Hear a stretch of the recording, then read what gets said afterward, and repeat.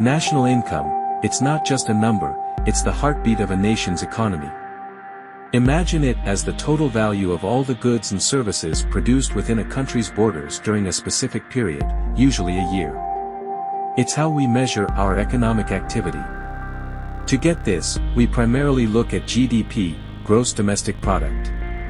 That's the sum of consumption, what we, as consumers, buy, investment, what businesses invest in, government spending, what the public sector spends, and net exports, which is exports minus imports. Each of these represents a crucial part of our economic activity.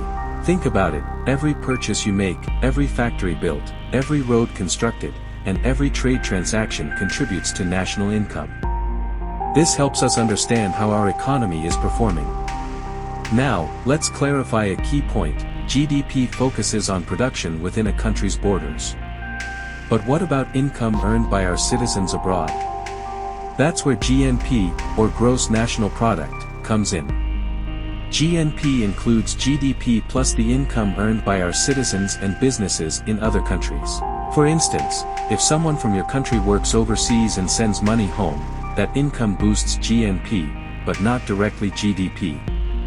This distinction is vital for understanding the broader scope of our economic influence. In essence, national income helps us gauge our economy's overall health, plan for the future, and compare our performance globally. It's a crucial tool for policymakers and economists. If you found this video informative, please like, share, and subscribe for more fascinating historical journeys. Don't forget to leave your questions and comments below. Until next time, thank you.